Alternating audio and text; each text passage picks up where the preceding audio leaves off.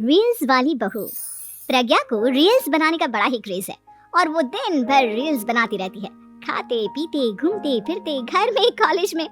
Reels बनाने के कारण प्रज्ञा पूरे कॉलेज में हाईलाइटेड है। जहां उसके रील्स सभी को पसंद आते हैं, वहीं मनीषा चिंता में डूबी रहती है। एक रोज जब खाते हुए प्रज्ञा रील्स बना रही होती है, तब मनीषा कहती है, एक मिनट भी चैन नहीं है इस लड़की को। ये नहीं कि खाना तो आराम से खा ले, लेकिन नहीं, अरे थोड़ी देर रील्स नहीं बनाओगी तो आसमान नहीं टूट पड़ेगा। अरे मम्मी, इसी को तो कहते हैं डिटर्मिनेशन। तुम नहीं समझोगी ये सब। भगवान, इस लड़की को सद्बुद्धि दे। जब देखो तब टेढ़ा बाका मुंह बनाती रहती है। मनीषा की बात का प्रज्ञा पर जरा भी असर नहीं होता और वो खाते खाते रील्स बनाती रहती है। दिन बीतने लगते हैं और देखते देखते प्रज्ञा का कॉलेज भी खत्म हो जाता है। आए दिन कोई ना कोई मनीषा को प्रज्ञा की शादी करवाने का सुझाव दे जाता है। सब ठीक ही कहते हैं, प्रज्ञा की शादी कर देनी चाहिए। अपने घर के काम काज में व्यस्त हो जाएगी तो खुद ही ये रील्स और नाच गाना बंद हो जाएगा। मनीषा और प्रेम प्रज्ञा के लिए एक अच्छा लड़का ढूंढने लगते हैं और तभी विकी का रिश्ता प्रज्ञा के लिए आता है, जिसने प्रज्ञा को उसकी रील्स देखकर पसंद कर लिया था। अगले दिन विकी अपने माता पिता के साथ प्रज्ञा के घर पहुंच जाता है और प्रज्ञा साड़ी पहने, हाथों में चाय की ट्रे लिए उनके सामने आती है। जब विकी को पसंद है तो हमें भी बहू पसंद है। बहन जी, आप बारात की तैयारी कीजिए। एक बार लड़का लड़की अकेले में बात कर ले तो अच्छा रहेगा। हाँ हाँ, क्यों नहीं। मनीषा विकी को प्रज्ञा के कमरे में भेजती है, जहाँ प्रज्ञा पहले से ही रील्स बना रही होती है। तभी विकी कहता है, आ गए आपके साजन जी। हमारे साथ ये रील्स कंप्लीट करती तो और भी अच्छा रहता। अच्छा जी, अब आ ही गए हैं तो बना ही लेती हूँ आपके साथ। दोनों मिलकर रील्स बनाते हैं। जब वी मीट और तुरंत पोस्ट भी कर देते हैं। फिर विकी कहता है, जब आप साड़ी में चाय लेकर आई तब मुझे लगा कि कहीं मैं गलत घर में तो नहीं आ गया। अब सही है। दोनों की शादी पक्की हो जाती है और शादी के दिन भी प्रज्ञा रील्स बनाने से चूकती नहीं। यहाँ तक कि बारात के समय भी नाचते हुए रील्स बनाती है। सभी लोग प्रज्ञा की तारीफ के पुल बांध देते हैं और प्रज्ञा नाचती गाती अपने ससुराल चली जाती है। सब कुछ अच्छा चल रहा होता है। प्रज्ञा यहाँ भी दिन भर हर चीज की रील्स बनाती रहती है। लेकिन कुछ दिनों के बाद जब सुनीता कहती है, बहू, ये रील्स के साथ साथ कुछ काम भी कर लिया करो। वैसे तुझे और क्या क्या बनाना आता है? मम्मी जी, वैसे तो सब कहते हैं कि मैं सब कुछ अच्छा बनाती हूँ, लेकिन मुझे लगता है कि मैं मैगी अच्छा बना लेती हूँ। हाँ, कॉफी भी अच्छा बना लेती हूँ और मुंह तो सबसे अच्छा बना लेती हूँ।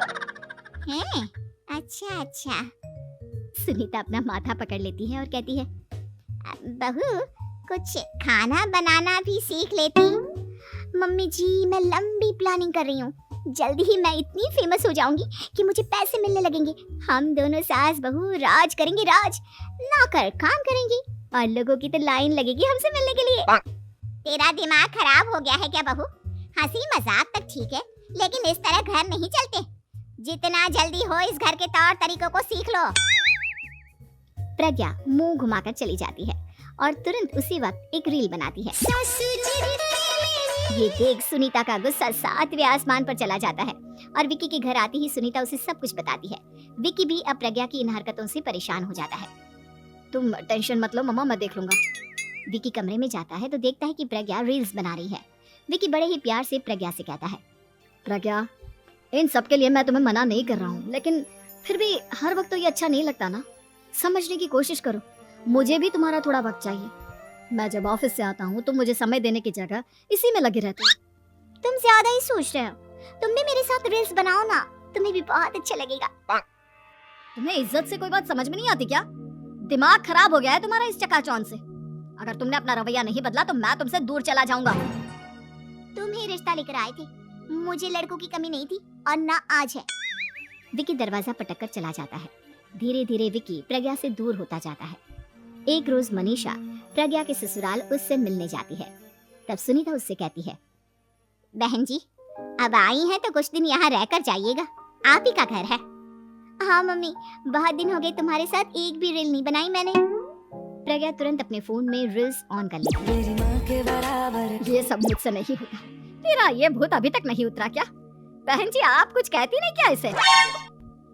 जब आप ही कुछ नहीं कर पाई तो मैं कर ही क्या सकती हूँ। सास तो वैसे ही बदनाम है। शाम को घर की लाइट चली जाती है और मनीषा प्रज्ञा से कहती है, मेरे घुटनों में बहुत दर्द हो रहा है, तू लाइट का कुछ इंतजाम करना बेटा। अच्छा, कैंडल जला देती हूँ मम्मा। प्रज्ञा गाते हुए कैंडल जलाती है और खिड़की के पर्दे के पास रख देती है। मनीषा, जिसे बहुत दर्द हो रहा है, वो सो जाती है और प्रज्ञा हमेशा की तरह अपने रील्स में लग जाती है।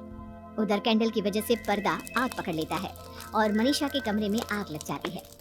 बचाओ, कोई है, बचाओ! सभी भागते हैं और विकी कमरे की आग बुझाने में लग जाता है, लेकिन तब तक मनीषा आधी जल चुकी थी। मनीषा की हालत देख प्रज्ञा रोने लगती है। विकी मनीषा को तुरंत हॉस्पिटल ले जाता है और उसे एडमिट कराता है।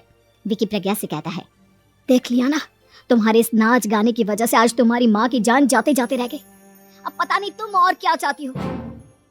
उधर डॉक्टर कहते हैं, इनकी हालत बहुत नाजुक है, आधे से ज्यादा जल चुकी है। प्रज्ञा रोती हुई मंदिर में जाती है और भगवान के आगे जाकर कहती है, भगवान, मेरी माँ को ठीक कर दो। मैं कसम खाती हूँ, हाथ से ये रील्स बनाना छोड़ दूंगी। बस मुझे मेरी माँ वापस मिल जाए। 2 दिन बीत जाते हैं और मनीषा खतरे से बाहर आ जाती है। पेशेंट अब ठीक है, आप लोग उनसे मिल सकते हो। सब कोई मनीषा से मिलता है और प्रज्ञा सबके सामने अपना फोन तोड़ देती है। मुझे माफ कर दो मम्मा, मैंने तुम लोगों की बातों को नजरअंदाज किया।